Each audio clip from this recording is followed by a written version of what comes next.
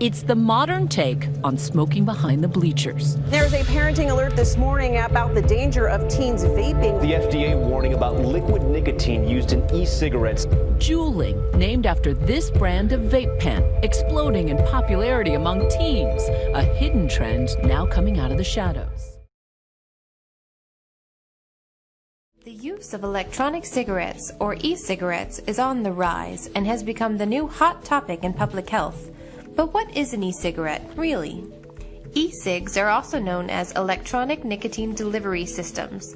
There are many different shapes and styles of e-cigarettes, but no matter what they look like, all e-cigs work the same way, by vaporizing nicotine.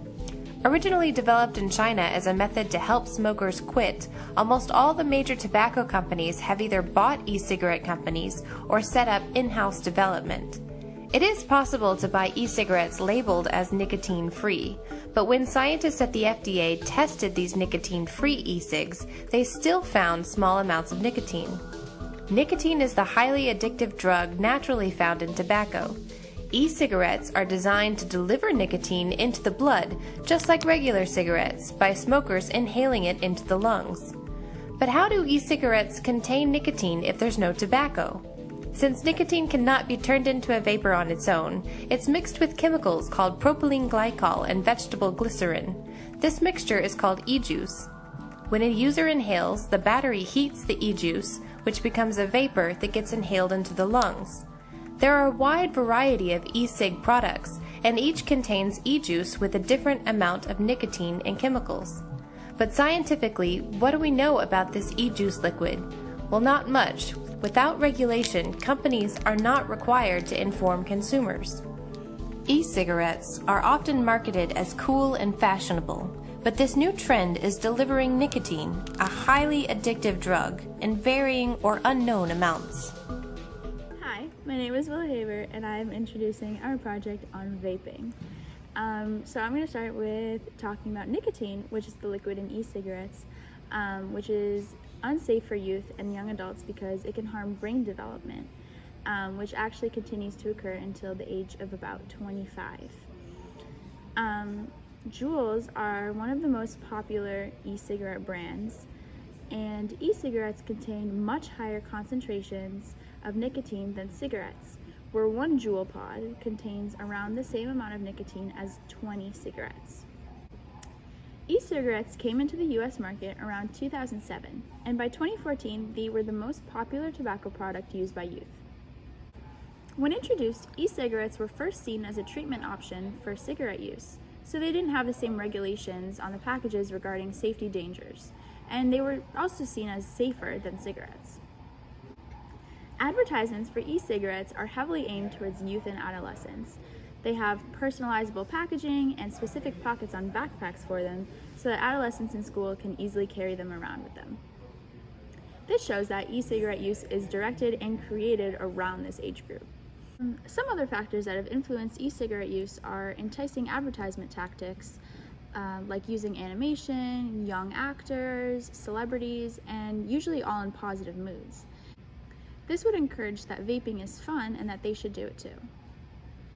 There are also many flavors of e-cigarettes that entice youth to start using it, continue using it, and try new flavors. Some of these flavors include blue raspberry, pink lemonade, mango, and so much more, which is one of the most common reasons that youth first try e-cigarettes. In 2020, around 3.6 million youth just reported using e-cigarettes, which is about 1 in 5 high school students.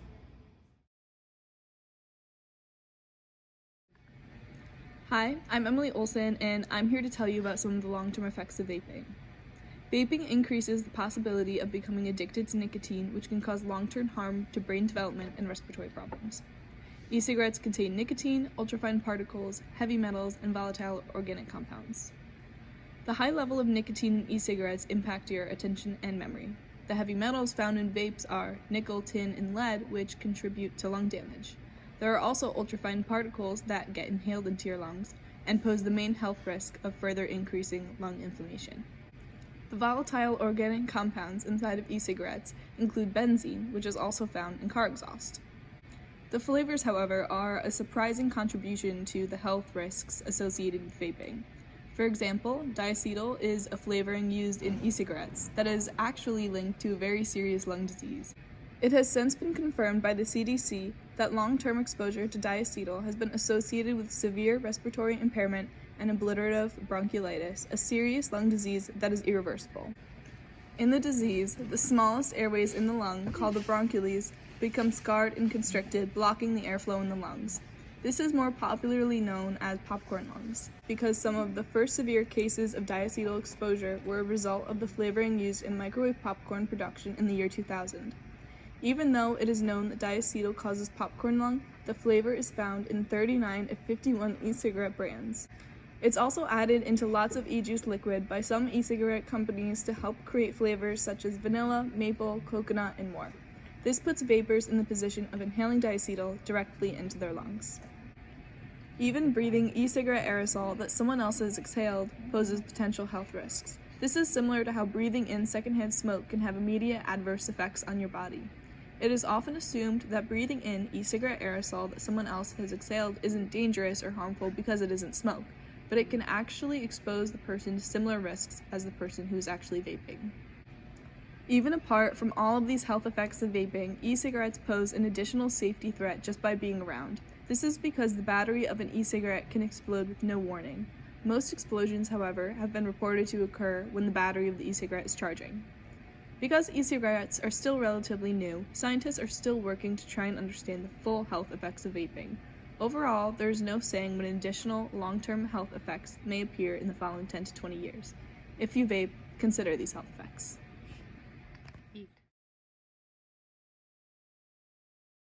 Hi, my name is Enzo Macias. I'll be talking to you about how vaping is a gateway drug. So we all know vaping is not good for you.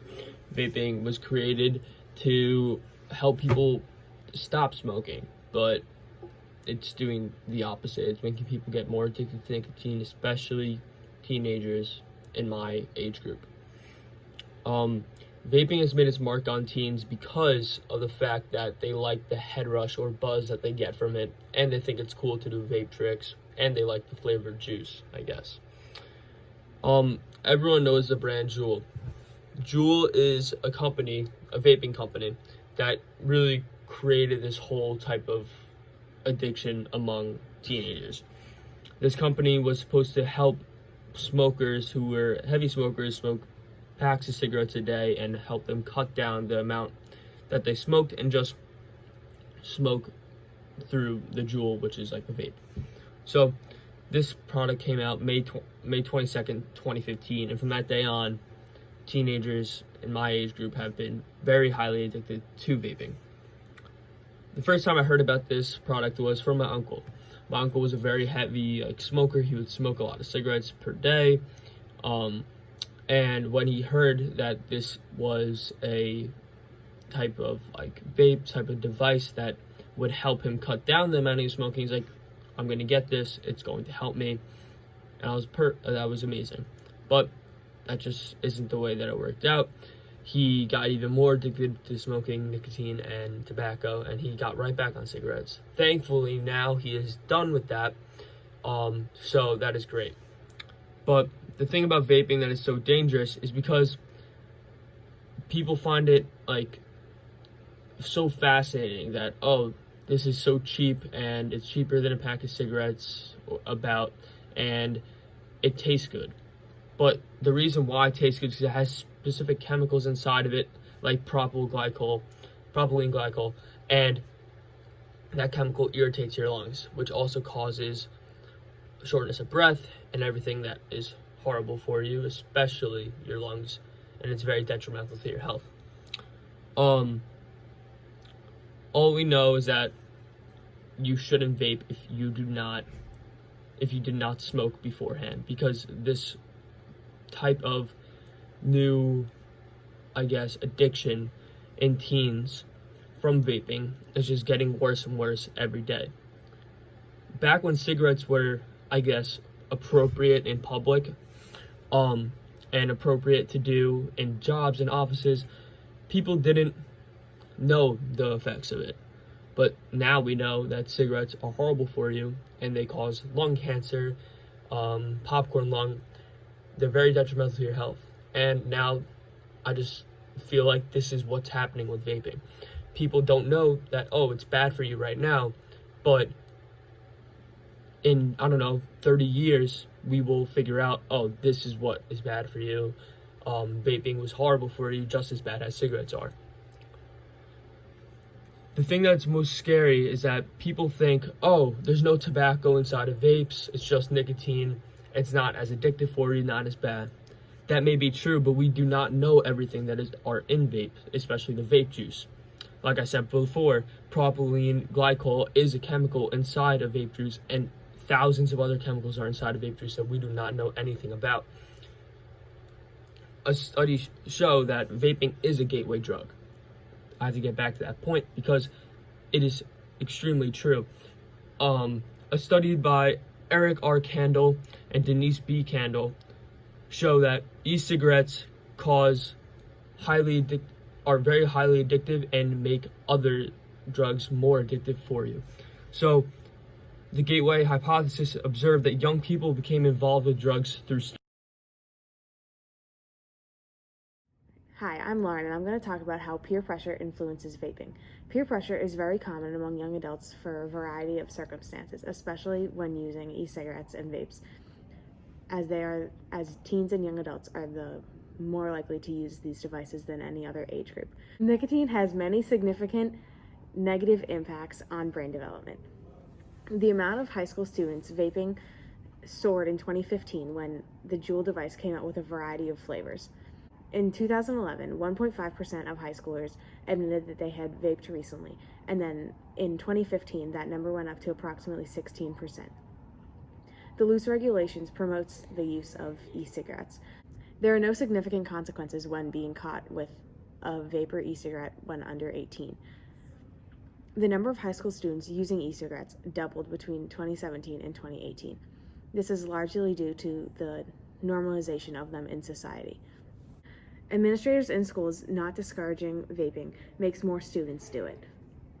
Being around people who vape also make you more likely to do it. This is due to conformity. A pooled cross-sectional data experiment looked at the national youth tobacco surveys from schools across the nation to see how peer pressure affected vaping and e-cigarette use. They found that students attending schools where vaping was more common made it more likely that these students were to think that vaping is harmless and did not have many negative impacts on you. Therefore, they were much more likely to do it. Schools that have lenient norms were also significantly more likely to have a higher rate of substance use. Peer modeling has a large impact on using these. The majority of people found in this survey said that they were introduced to vaping from a friend. Therefore, they would not have tried vaping if a friend did not introduce it to them. When one member of a friend group were to get a vape, they usually offered it around the friends, introducing this to their friends. Approximately 1/3 of students said they started vaping because a friend introduced it to them. Peer modeling significantly increases the amount of students vaping because they see and they want to be like others. Vaping tricks are also very popular among younger adolescents because they want to look cool towards their peers. Peer pressure and looking cool is very common among younger adolescents especially.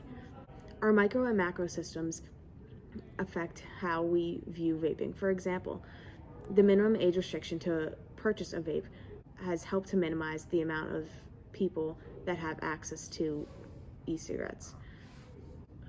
Cultural shifts and population-wide rise and the youth-targeted marketing of vaping has also significantly increased the amount of high school students and young adolescents that are using these devices. This experiment and study also found that some adolescents were more likely to use vapes than others. For example, older adolescents were more likely to use vapes than younger adolescents. Males were more likely than females, and non-Hispanic whites versus other racial groups were also more likely to use these devices. In addition, students with low scholastic achievement were also more likely to use vapes. Overall, peer pressure significantly increases the amount of high school students and young adolescents vaping across the nation.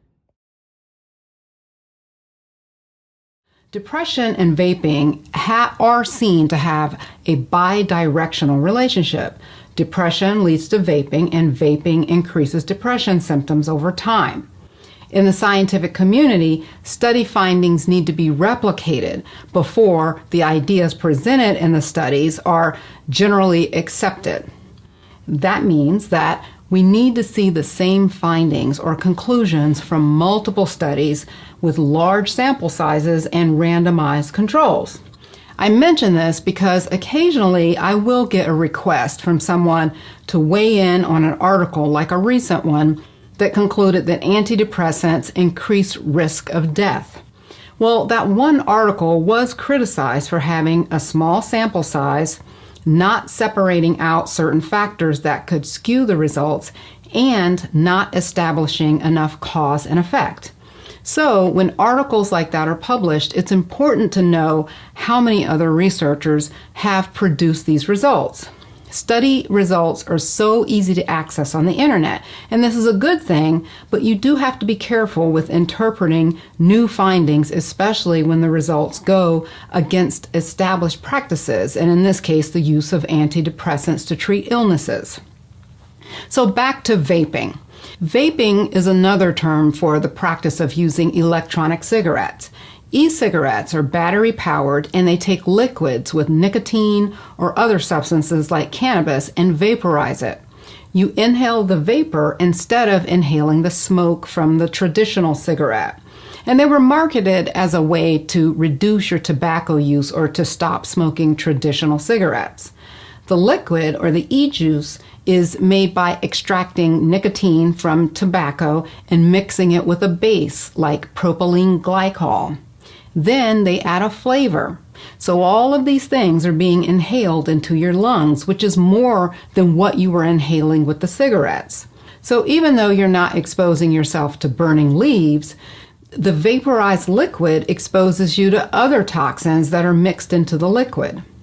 Why does this cause or worsen depression? Well, even if we ignore all the other toxins, prolonged nicotine exposure disrupts the dopamine pathways in your brain and increase your stress sensitivity. Also, nicotine increases oxidative stress and free radical formation in your cells. I talk about this in a video that I did on how oxidative stress affects your brain and is linked to several psychiatric illnesses. Unfortunately, vaping has become very popular among teenagers, but there has been recent news about vaping-related lung disorders, and that's pretty scary. But even if you don't vape enough for it to cause lung disease, keep in mind that it can also affect you mentally by worsening depression or even causing depression. Also, the effect may not be immediate. Some people in the studies had stopped vaping and then later on developed depression as a recurring illness. So vaping in the short term can set you up for depression in the long term. Hi, I'm Megan, and I'm going to interview our friend right now who has struggled with a nicotine addiction for a few years. What's your name? My name is... And how old are you? I am 18 as of right now. When did you start vaping? So the first time I ever tried vaping was back in my 8th grade year of middle school, or 8th grade. I was with a few of my brother's friends, and he was older at the time, and it was less of me wanting to do it and more of just trying to fit in. Like, I always saw them as kind of like cool and stuff, so I don't know, I looked up to them, so it just seemed like I wanted to fit in with them. Why do you vape now?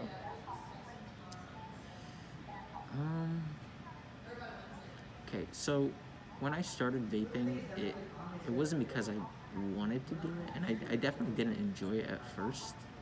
I actually disliked it greatly. It just made me feel sick, but after a while, it just kind of became something that I couldn't stop doing. You get like these buzzes from it, and it's just, I don't know, you kind of need it, and if you don't get it, it's hard to explain, but it's just something that's become part of my day now. It's not really like I'm doing it for fun. How much money do you spend on nicotine products? So usually, recently I've been buying these buzzes. They go for about like $10 a piece. I'll probably go through one a week at this point. So I'd say per month probably like $40, give or take. Have you experienced any physical effects from vaping? Yeah, it's something I saw throughout high school. So when I was a kid, when I was younger, I was big into running. I used to do like a lot of like running, like cross country and stuff like that. But as I got older and I just got more addicted to it, I just kind of, part of me, like I tried to tell myself that I was losing interest in the sport, but it was just becoming more and more part of my life, the smoking. So, and plus I couldn't, like I hit a point where it was just uncomfortable. Like no matter how much like effort I try to put in, I don't know, I just lost interest in it. So since I stopped running too, I just less active than I used to be. Have you ever tried to quit? There was a few times I've tried to quit. When I was younger, when I first started doing it, it wasn't something I tried to make into a habit.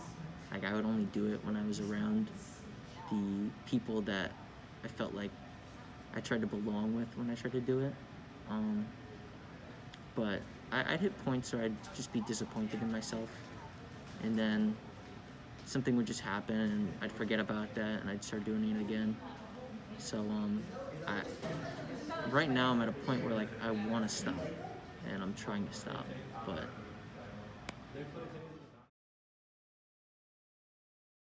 Hi, I am Andrew Sarnell, and today I'm going to talk to you how to quit smoking.